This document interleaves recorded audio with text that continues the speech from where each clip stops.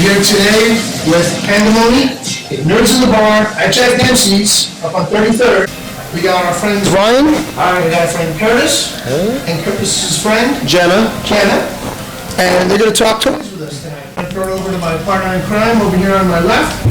My boy wonder, the database, Rob Holland. Good evening, everyone. All right, so Panda Mony is a toy company that was founded basically because they wanted to make something way different than what is quote-unquote standard in the action figure industry. And as you can see in front of you, they have.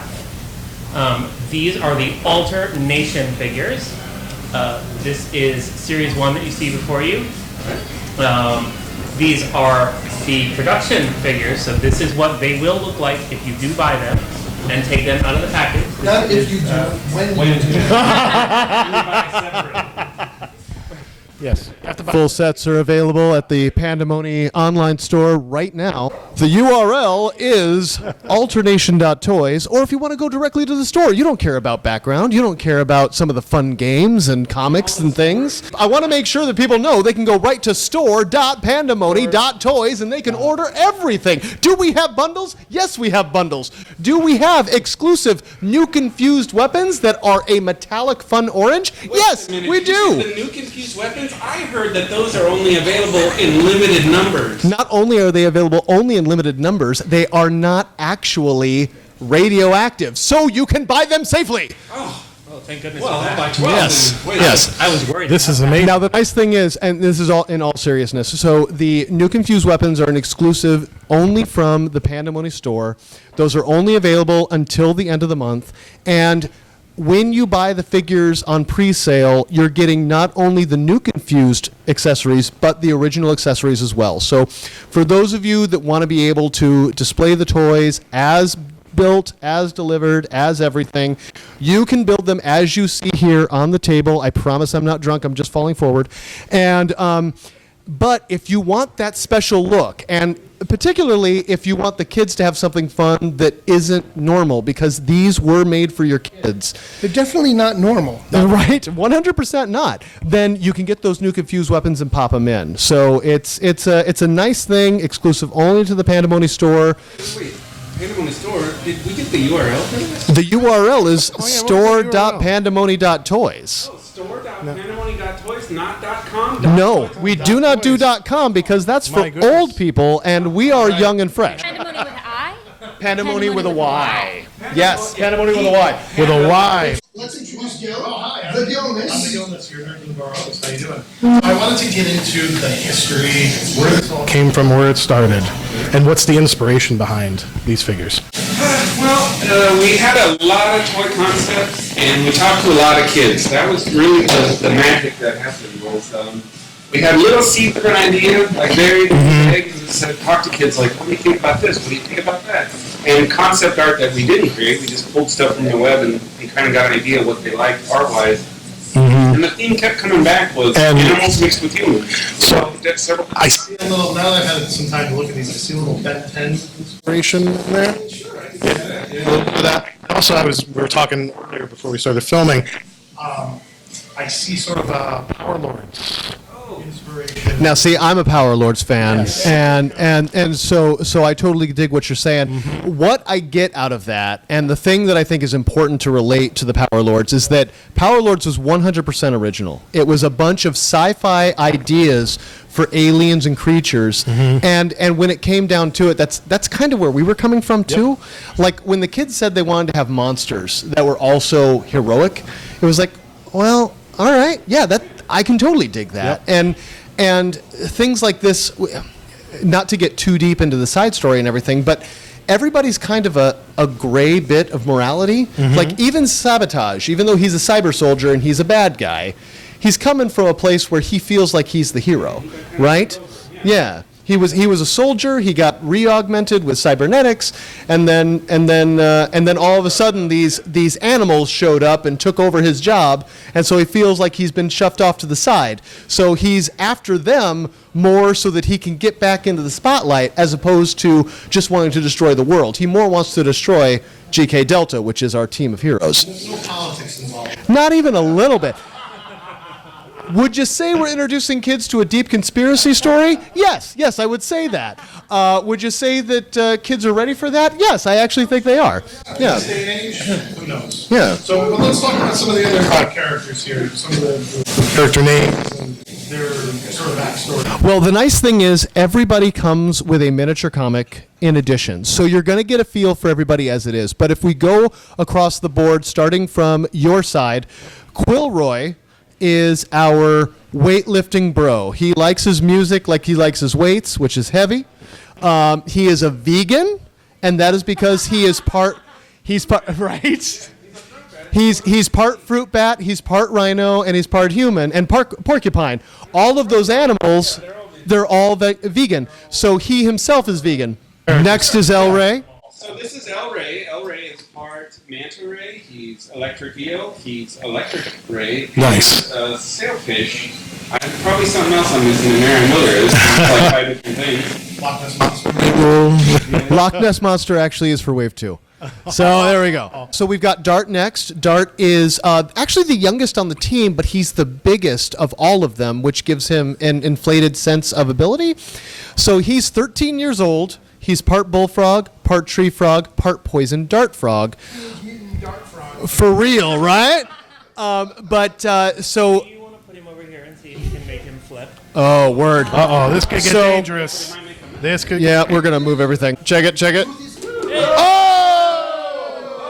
I mean, not to give anybody a leg up, but if you are watching the show, you're gonna get the exclusive info. He can do a corkscrew flip. He actually can. It's pretty slick. We've farted with this thing so much in the office, and if you, depending on how you angle his arms, legs, and like what you make them do, it can do all kinds of cool gymnastic stuff. Shan is a chameleon alligator gecko, and his trick is he has this sticky tongue. It's so sticky it can probably pick up this thing. Oh, stick it on there. See? It's shockingly tough. As you can see, his eyes move around, and his tongue goes in and out. And not only that, he color changes. And like El Rey, he has this nice tactile, squishy tail. It feels so good to see. The color change paint makes him turn translucent when he gets hot. So he... Correct, and it only affects his skin, so it's not any of the clothing. The last of the GK Delta team is Albert 7. Albert 7 is our hyper-articulated monkey bull, and he is more articulated than any other character that we've produced. He is more in line with the characters that people are used to in a 1/12 scale. So this is going to be something similar to a Marvel Legends or a DC Select or something like that. But what he's got is an enormous number of functional, tactile, and expressive accessories. His animal abilities is you can hang him up by his tail. He does have a bendable tail, but he also has a working, in scale, whoopee cushion. No kidding. Why do you want He also comes with a cream pie that is squishy, so it can squish into things. And if you read the comic and you see the animation, you'll see that he uses a cream pie quite a bit. That's funny. You know who he reminds me of? When I look at that figure, the first thing I thought of was the Monkey King. Oh, word! Yeah. Like, boom, Monkey King with horns. Yep. Yes. So we talked about that during the design development. Yep. So he's got these two. He does have two guns. Well, they're kind of two guns. With one with a banana to it. That's the joke one. But the one that's a little bit more story, and the one that kind of gets you deeper into the conspiracy of it all, is his ray gun 6-shooter. So in Alter Nation, the Roswell crash happened. Area 51 actually is holding aliens and flying saucers. Right. Like there is, let there be no question. So Bigfoot's real. Loch Ness is real. All this stuff is real. So his pistol is reverse engineered from the alien weaponry they found at Roswell, and which is why it looks like a 50s kind of sci-fi gun, because that's how it works. And then, of course, like my personal favorite, the one that I used the most when I was writing all the different mini comics and the point of sale comic, is the mallet with the functional boxing glove. Oh, fantastic. There it is. Yeah. Joker So style. yeah. So that Harley Quinn style. that works. Last we have Sabotage, our main villain of Wave 1. And Sabotage comes with lights and sounds, so Quiet on set. all right. And we are very proud that we got the light syncing with that sound. Awesome. Fantastic. That's beautiful. Along with that, he's got a wind-up punch. One of the things I'm really proud of, and one of the things that was really important to us when we got started, was that, you know, when action features came in the 90s with different toys, it impeded the ability to play with the toy as just a regular figure, right? Yep. That doesn't happen with any of these toys. So even the spring-loaded stuff, anything that's articulated or anything that's got a pre-programmed hit, you're still fully posable. So you can still play with these as if they're a character. Dart, he flips, right? Yep. We still got full functionality on the elbows, arms, and legs. So you can do whatever you want with them, still play with them regular, and then they can still do their power. That was really important to us. If we want to break it down and we want to get real and we want to really get into like Bible story time, Go for it.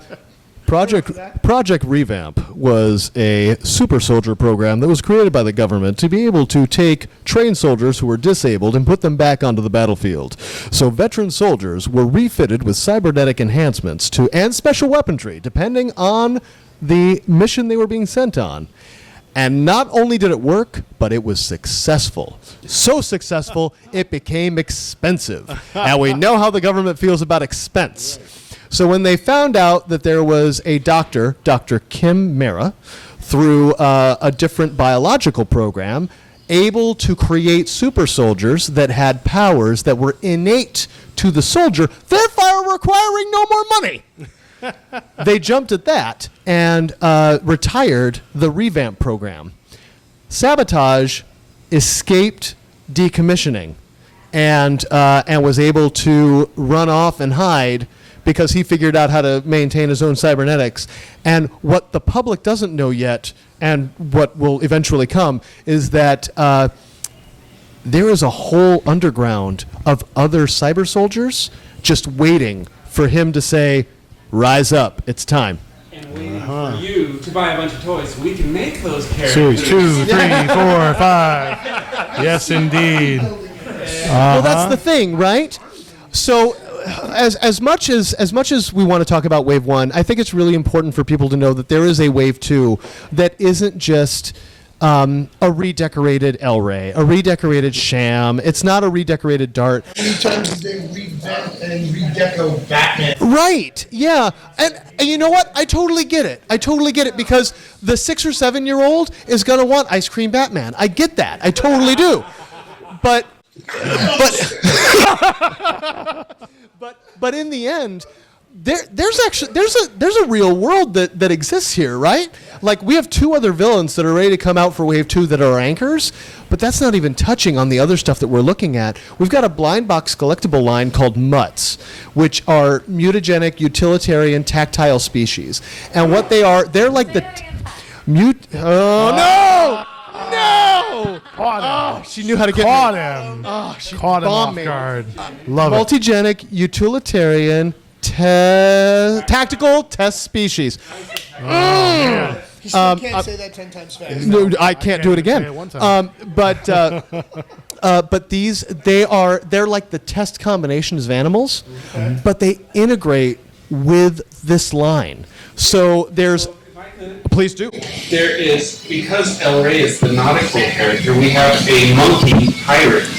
I'm sorry. A monkey parrot. Monkey parrot! How come I'm the one who's been drinking and you're the one who sounds drunk? Monkey parrot pirate it actually attaches to El Rey's arm, and like a lightning pirate. Like a parrot? Like a parrot pirate. And one of the creatures that you see in Sabotage's mini comic is called Psydog, and Psydog is one of the exclusive mutts that's available in the multi-pack that'll be out in 2020. Where did the inspiration for the mini comics come from? Is that Masters of the Universe? Superpower? I mean, it's all the 80s, like things that came with comics, right? That's something I miss in action figures. How they had little story to read to put, the context. The context to it, yes. One of the things that was really important to us when we got started was adding bios back to the figure, giving people an entry point into the story so they have a reason to care about the characters in the first place and understanding the world. And what's the reason they don't do it anymore? It's just because either you already know all the characters because it's a super licensed product or it's after a movie, or because it's too expensive. And it doesn't matter. So, you understand that in the toy industry, figures like this are driven by two things. Comic books and cartoons. Oh, you mean the two things we have coming out in 2020? That's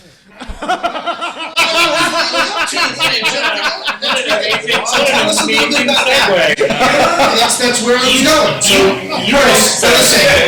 So, listen. Well, that was always, we heard that same advice over and over again, and that was the reason why we made these mini comics. Was like, start. Yeah, that was the kick. It was like, look, this has mythology behind it. We're going to build a really kick-ass story. And putting that effort out into there, and then the great artwork that came with it, it caught a lot of attention. So I think Diamond got on board first. Yep.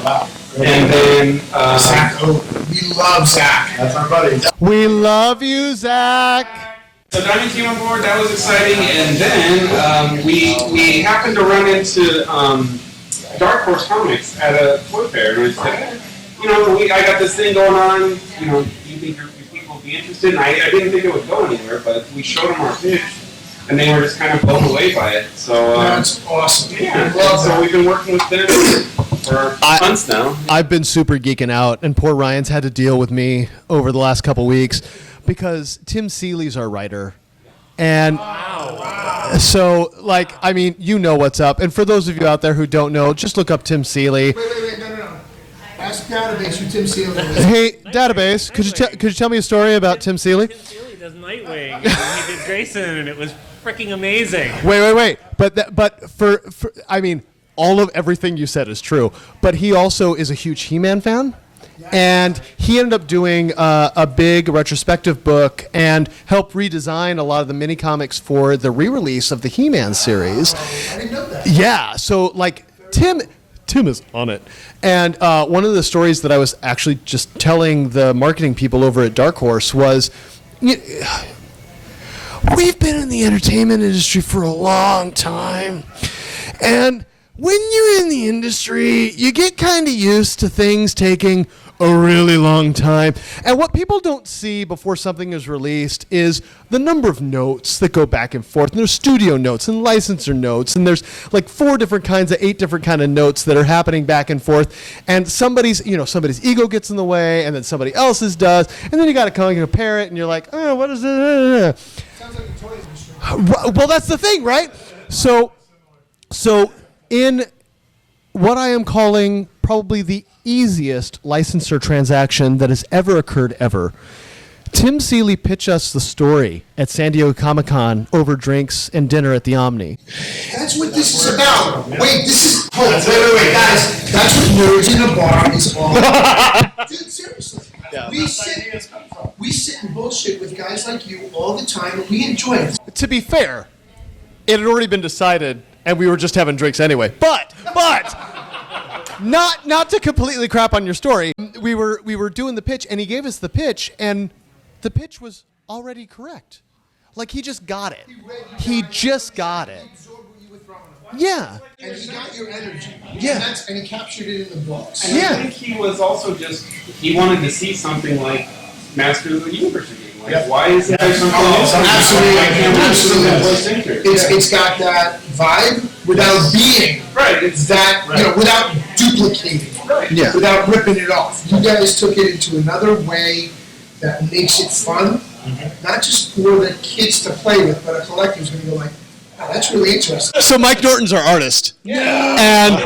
And so I've been a fan of Mike Norton and Chris Crank from the Crankcast from years and years and years ago. What you know, right? Yes. Okay, so Mike Norton, Battle Pug, which is just a great book in general. Mm-hmm. But Mike is one of those artists who can do standard superhero. He could do cartoony. He can do like whatever the heck you want. Right. And we saw the pages coming back and we were like, you gotta be kidding me. This is freaking great. Now, don't get me wrong. We had some superstar talent that was up and coming at the time to do these mini comics. Like, They were up and coming. now they're at DC, now they're over at everything. Are you still friends? Yeah. Are you calling them for a favor? Yeah.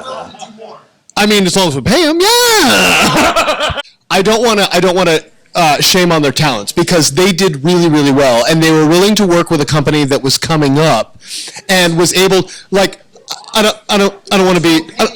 Right, exactly. I don't want to be a dick. We didn't short anybody. You know what I mean? But at the same time, like, the mini comics are not going to be $1,000 a page job. You know what I mean? So, but they did really great work, and like. I don't even want to get like too deep into the names just because I can't remember them all right now. But they're actually, if I may, they're at alternation.toys. I mean, the fact is, you can find it all there. There it is again. There it is again. Do you see that? I've read them all. We gave all the comics away for free. We want people to read these. We want them to read these. I did. They're amazing. They're going to want the figures. By the way, it's also available on Kindle at Amazon.com. Go and search for Alternation. And iBooks, if you're an Apple user. Like, we want the first missions, which is the original set of stories, to be as available as possible. Another thing that was really important to Ryan and I was that it's a uniform continuity. Because if you remember G.I. Joe, there was the Marvel Comics continuity, and there was the cartoon continuity. Right, and it gets weird, right? So that it was really important to us that there wasn't that confusion. So everything's in continuity. The animated series is in continuity. The webisodes that are coming out are in continuity. All of the comics are in continuity. Like, if you want it to be canon, if it comes out, it's canon. Like, that's the deal. That's the deal. And like, we've got a department handling licensing. I happen to be that department. But we have a department that